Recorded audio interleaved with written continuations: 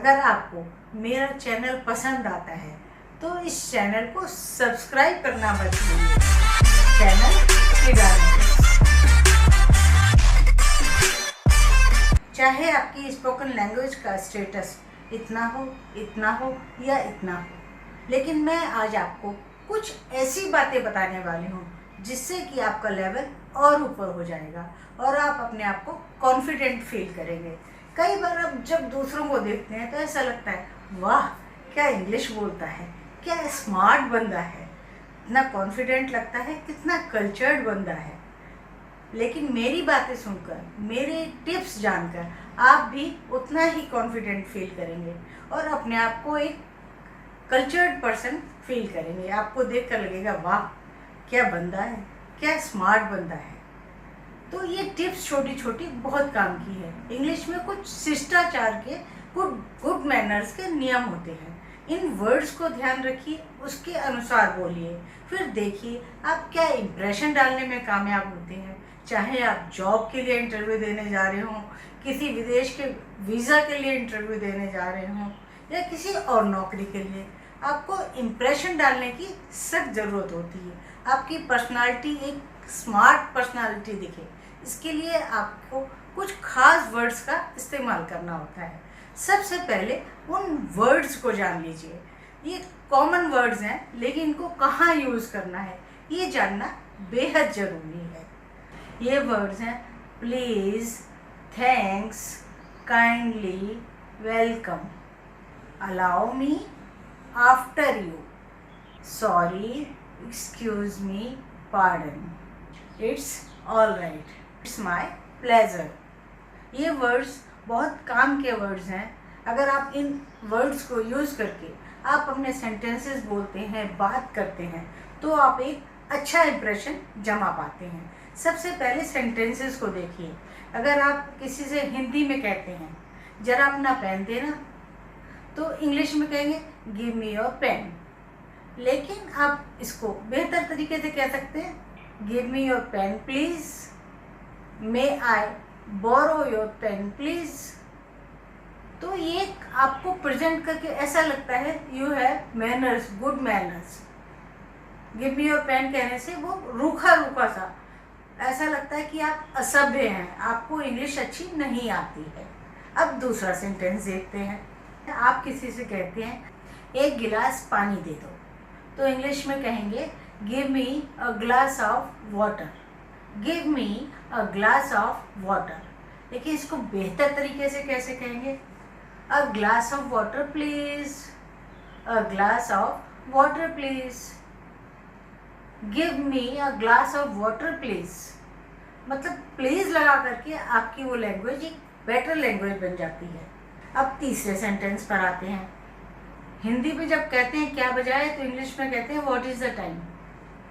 जबकि आप बेटर तरीके से जब कहेंगे व्हाट्स द टाइम प्लीज़, या केवल टाइम प्लीज़ भी कह सकते हैं।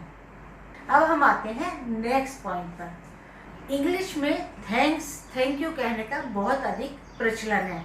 अगर आप किसी से कोई छोटी सी भी बात कहते हैं या काम कराते हैं तो थैंक्स कहना ज़रूरी होता है। जैसे मान लीजिए आपने किसी से रास्ता पूछा और उसने रास्ता आपको बता दिया कि आप यहाँ से यहाँ जाइए, तो ये रास्ता बताना बहुत छोटी सी चीज़ लगती है। अगर आप कुछ बिना कहे निकल जाते हैं तो ये असभ्यता मानी जाती है या ये माना जाता है आपको मैनर्स नहीं है। इंग्लिश में थैंक्स कहने के लिए आप उससे कह सकते हैं थैंक यू, और बेटर तरीके से कह सकते हैं थैंक यू वेरी मच। तो उसको लगता है जैसे कि आपने उसको धन्यवाद दिया उसके काम के लिए। तो ये बेटर तरीके से आप अपने आप को प्रेजेंट करते हैं। इसके बाद आता है केवल थैंक यू कहने से ही काम नहीं चलता। अगर किसी ने आपको थैंक यू कहा है तो हिंदी में क्या होता है, धन्यवाद का और बात खत्म हो गई। लेकिन इंग्लिश में थैंक्स या थैंक यू कहने के बाद आपको भी उसके बदले में जवाब देना होता है। जैसे वेलकम, किसी ने कहा थैंक यू तो कहेंगे वेलकम, या आप कह सकते हैं इट्स माय प्लेजर, मतलब मुझे ये अच्छा लगा। नो मेंशन प्लीज, कि कोई बात नहीं, धन्यवाद कहा आपने, कोई बात नहीं, इसकी ज़रूरत नहीं है, नो मेंशन प्लीज। या इसके बाद थैंक यू में सबसे ज़्यादा आजकल रिवाज है वेलकम कहने का। वेलकम, इट्स माय प्लेजर, दोनों बात आप एक साथ भी कह सकते हैं। अब हम आते हैं अगले पॉइंट पर। अगर आपको किसी की हेल्प करनी है तो ऐसा नहीं कहेंगे कि आप लाइए मैं आपकी हेल्प कर देता हूँ। किसी की बास्केट उठा कर दे रहे हैं, आप किसी के बच्चे को पकड़ने में हेल्प कर रहे हैं, तो may I help you. May I help you के अलावा अलाउ मी भी कह सकते हैं, allow me to help you. Next point, Hindi में जैसे किसी को रास्ता देना है तो कह देते हैं पहले आप, पहले आप। लेकिन इंग्लिश में पहले आप फर्स्ट यू नहीं कहेंगे, कहेंगे आफ्टर यू। किसी को रास्ता देंगे तो कहेंगे, वो कहता है यू, तो कहेंगे आफ्टर यू, तो आप उसको आफ्टर यू कहेंगे। किसी को कोई चीज़ आपसे मांगता है तो हिंदी में कहते हैं ले लीजिए या ले लो, तो इंग्लिश में ये नहीं कहेंगे टेक इट, कहेंगे यस इट्स माय प्लेजर, ले लीजिए विद ग्रेट प्लेजर। इंग्लिश में छोटी छोटी बातों पर भी सॉरी कहने का रिवाज है। आपसे कोई छोटी सी गलती हो जाए, आप उसको सॉरी ज़रूर बोलेंगे। जैसे मान लीजिए आप किसी के बीच में पास से पास हो रहे हैं और आपके हाथ की टक्कर लग गई, तो आप क्या कहेंगे, सॉरी, एक्सक्यूज़ मी, या कह सकते हैं पार्डन मी। आप दो लोगों के बीच से निकल रहे हैं और वो बीच में बात कर रहे हैं, मान लीजिए जगह कम है, कहीं आप क्रूज़ पर हैं, एयरपोर्ट पर हैं, रेलवे स्टेशन पर हैं, भीड़ वाली जगह है, आप दो लोगों के बीच में से निकलने की जगह बनाकर निकल रहे हैं, तो क्या कहेंगे, एक्सक्यूज़ मी प्लीज़। तो वो आपको रास्ता दे देगा और वो समझ जाएगा कि आप बहुत कल्चर्ड पर्सन हैं। अब नेक्स्ट पॉइंट पर आते हैं।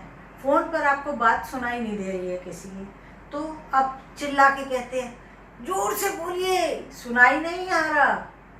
तो इंग्लिश में भी कहेंगे please speak loudly, I can't hear. नहीं, ऐसे इंग्लिश में अच्छे मैनर्स के साथ नहीं कहा जाएगा। अगर आप अच्छी तरीके से बात करना चाहते हैं तो कहेंगे पार्डन मी, एक्सक्यूज़ मी, तो दूसरा समझ जाएगा कि आपको बात समझ नहीं आई है और वो बात को रिपीट कर देगा। तो ये छोटी छोटी चीज़ें आपके स्पोकन लैंग्वेज को बेटर बना सकती हैं, आपके बोलचाल को बेटर बना सकती हैं और आप दूसरों के ऊपर अच्छा इम्प्रेशन जमा सकते हैं। अगर आपको मेरा चैनल पसंद आता है तो इस चैनल को सब्सक्राइब करना मत भूलिए।